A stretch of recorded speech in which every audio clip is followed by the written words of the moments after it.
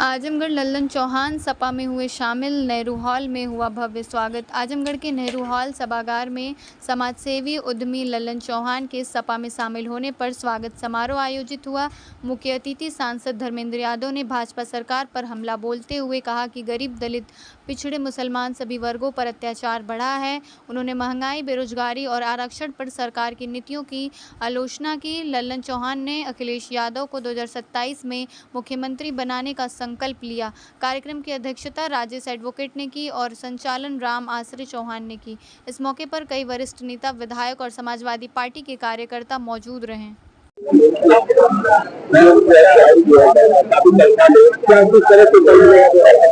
निश्चित तौर पर जो माननीय राष्ट्रीय अध्यक्ष जी का लगातार अभियान है पीड़ित परिवार को न केवल एक करने का, बल्कि उनको जो हक है, अधिकार है, न्याय है, सम्मान है, स्वाभिमान है, ये सभी चीजें जो हमें विरासत में बाबा साहब भीमराव अम्बेडकर जी के बनाए हुए संविधान में मंडल आयोग की सिफारिशों के बाद जो हक अधिकार मिले हैं, उन हक और अधिकारों की लगातार बीजेपी के लोग उपेक्षा करते चले जा रहे हैं।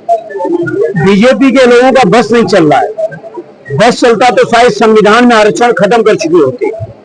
बीजेपी के लोग लगातार इस बात को लेकर प्रयास करते हैं कि कैसे मनुवाद आए, कैसे सामंतवाद आए, कैसे दलित, पिछड़े और मुसलमान भाई उनके हक अधिकारों को मारे, उनके सम्मान और स्वाभिमान को लगातार ठेस पहुंचाने का काम बीजेपी की सरकार में हो रहा है।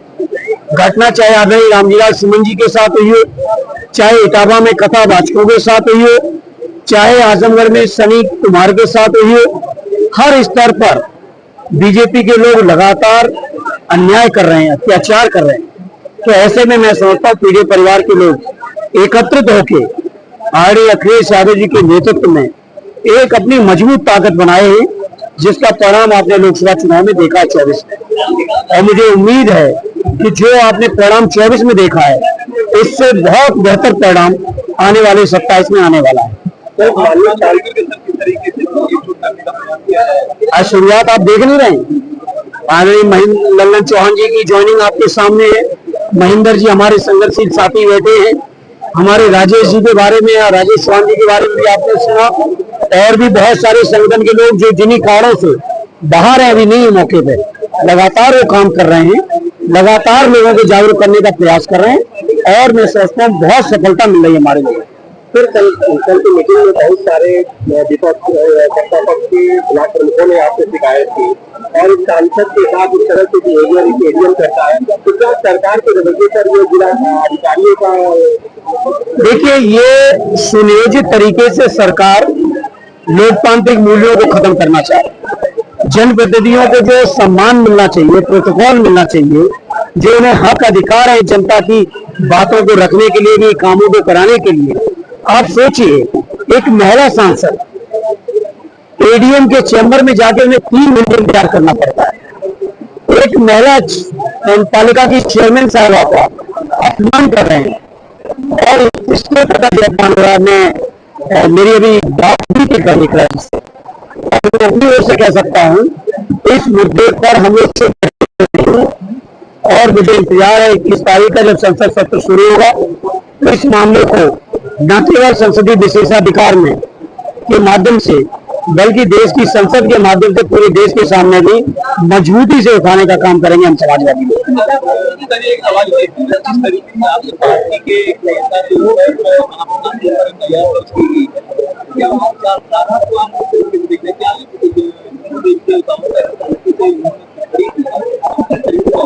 नहीं, मैंने उस सरकारी नहीं है।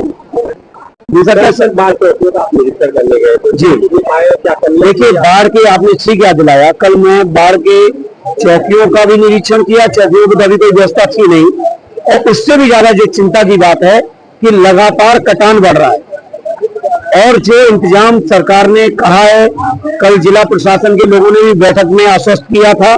जब भौतिक तौर पर हमने जाके देखा, तो वो जो बाढ़ का इंतजाम है, कटान रोकने का इंतजाम है, नाकाफी है, और लोग चिंतित हैं। लोग परेशान हैं, लोग चिंतित इस बात को लेकर हैं कि पता नहीं कब बाढ़ आएगी और उनके घरों की पूरी व्यवस्था को दुर्व्यवस्था में बदल के चली जाएगी। बहुत लोग चिंतित हैं, बांध के पार के लोग। एक सवाल और है, बिहार में सरकार ने फ्री दे दी, 20 साल बाद याद आई किसी को? 20 साल बाद याद आई क्या? अब जो कुछ भी कर लें, नहीं कहा होगा, मैं इनकार नहीं कर रहा हूं, लेकिन मैं पूछना चाहता हूं बिहार के मुख्यमंत्री जी से भी, उनकी सरकार से भी और एनडीए अलायंस से भी कि 20 साल से आपको ये बातें क्यों नहीं याद आई? बिहार की जनता के बीच अब कोई लोग लुभावन बात चलने वाली नहीं है। बिहार की जनता फैसला लिए बैठी है और इंडिया अलायंस को और तेजस्वी जी को, उनकी पार्टी को वहां से जिताएगी। सर एक सवाल और है कि बिहार के एडीजी का एक बयान आया है, उन्होंने बताया है कानून व्यवस्था को लेकर जिस तरीके से बिहार में है, उन्होंने बताया कि मौसम का है मिजाज, मौसम इस तरीके के हर साल मौसम में अपराध बढ़ जाते हैं। ये जवाब, ये किसका जवाब है? एडीजी का जवाब है। एडीजी का किसान इस महीने में खाली रहते हैं इसलिए अपराध बढ़ते हैं, तो इस तरीके तो वो भी मौसम वैज्ञानिक लग रहा। मैं कह सकता हूं बिहार की कानून व्यवस्था बद से बदतर हो रखी है। आज ही की घटना मान लीजिए, आईसीयू में घुस के गोली से मारने की घटना शायद आप लोगों ने देश में कभी नहीं सुनी होगी, जो घटना बिहार में हो रही है। और लगातार नीतीश कुमार जी और एनडीए के लोग अपने सुशासन की बातें करते हैं, कानून व्यवस्था की बातें करते हैं, और ये सारी कानून व्यवस्था की पोल बिहार के अंदर खुली हुई है। और मुझे यकीन है ऐतिहासिक जीत होगी इंडिया अलायंस की। नहीं, समर्थन है। आदरणीय राष्ट्रीय अध्यक्ष जी ने आजमगढ़ की धरती से ही आके घोषणा की थी आप सबके बीच, और मैं समझता हूँ न केवल समर्थन है बल्कि जिस तरह का भी आवश्यकता होगी समाजवादी लोग उनका साथ देंगे। धान की रोपाई शुरू हो गई है, अगर पानी की बात चलाते हैं, मगर अभी तक कोई निष्कर्ष पे कोई कार्रवाई अमल नहीं। बहुत असंतोषजनक जवाब आ रहे थे अधिकारियों से कल की बैठक में।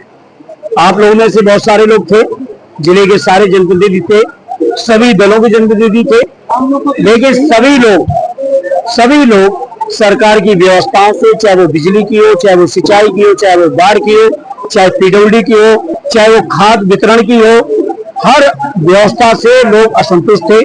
हमारे पूरे जिले के जनप्रतिनिधि असंतुष्ट थे। आश्वासन दे रहे हैं, लेकिन आश्वासन की कोई मायने नहीं, मैं जानता हूं। और मैं ये भी जानता हूं बहुत हद तक जिले के अधिकारियों से भी ज्यादा जिम्मेदार लखनऊ में बैठे लोग हैं। हम समाजवादी लोग संघर्ष कर रहे हैं, लगातार आवाज को भी उठा रहे हैं, अधिकारियों से भी बात कर रहे हैं, लखनऊ में भी कर रहे हैं। 26 तारीख को हम लोग फिर लोगों के हक और अधिकार के लिए फिर एक कार्यक्रम करने जा रहे हैं पूरे उत्तर प्रदेश के हर जिला मुख्यालय पर।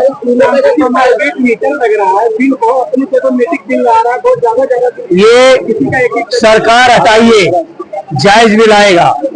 ये सरकार केवल पूंजीपतियों के लिए बनी है, और ये सब इसलिए हो रहा है क्योंकि सरकार चाहती है पूर्वांचल वितरण खंड जो है ये प्राइवेट करना चाहती है। मैं आज से इस बात को खुलेआम कह रहा हूँ, सरकार प्राइवेट करना चाहती है पूर्वांचल वितरण को, जिसकी वजह से लगातार दुर्व्यवस्था कर रही है, फर्जी बिल आ रहे हैं। लेकिन हम समाजवादी लोग इसको होने नहीं देंगे। जहां तक एक बड़ा गंभीर मुद्दा चल रहा है विद्यालयों के मर्जर का, हम लोग लगातार इसके पुरजोर विरोध में हैं, और हम लोग चाहते हैं गरीब से गरीब व्यक्ति का, आखिरी व्यक्ति का भी बच्चे को शिक्षा मिले, मुफ्त शिक्षा मिले, उसको फीस न देनी पड़े, किताबें ड्रेस से लेके सारी सुविधाएं मिले। लेकिन बीजेपी वाले गरीबों की शिक्षा के विरोध में हैं, इसलिए नित्य नए इस तरह के रास्ते अपना रहे हैं। सर क्या किस तरह से 27 में मजबूत करेंगे समाजवादी पार्टी को?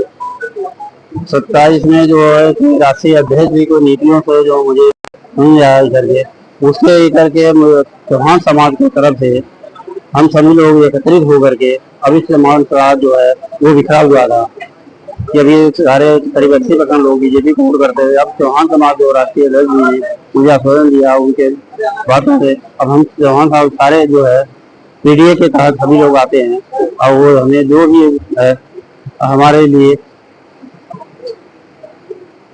समाज को हम सारे चौहान समाज को जो गाँव में जा करके उनको या उनकी नीतियों को राष्ट्रीय अध्यक्ष को जो नीतियों को उनको बताएंगे कि उन्होंने राष्ट्रीय अध्यक्ष ने क्या कि क्या चौहान समाज के लिए कर सकते हैं, उसको मुद्दों को बता करके और उनको समाजवादी पार्टी ही आपने चुना, जबकि और भी दल है, तो क्या अच्छा लगा इस पार्टी में आपको? और पार्टी में जो बीजेपी है उसमें हम लोगों को कहीं किसी तरह का कोई भी सपोर्ट या किसी कुछ नहीं मिलती है, न कोई सुनवाई होती है। जो अत्याचार जो भी होता है चौहान समाज के ऊपर अभी भी जगह जगह हो रहे हैं, वो खाली चौहान समाज के लिए या जो उसके राष्ट्रीय अध्यक्ष या जो समाजवादी पार्टी के लोग हैं वही लोग एकत्रित हो गए हम लोगों के साथ कंधे कंधे मिला के चलने का काम कर रहे हैं। इसलिए हमारे समाजवादी पार्टी से कोई अच्छी पार्टी नहीं। नेताजी आप जिस वर्ग का नेतृत्व करते हैं, वर्ग से किसी को टिकट दिलाएंगे? वो तो समय आएगा जो बताएगा राष्ट्रीय अध्यक्ष। हम लोग उनके नेतृत्व में काम करेंगे, राष्ट्रीय अध्यक्ष जी को लगेगा कि हम उनके साथ जुड़ करके या उनको पार्टी को मजबूत करेंगे तो खुद ही अपना वो करेंगे। आपकी तरफ से नहीं, हमारे तरफ से कोई भी नहीं, राष्ट्रीय अध्यक्ष जो रहेगा वो स्वीकार करेंगे।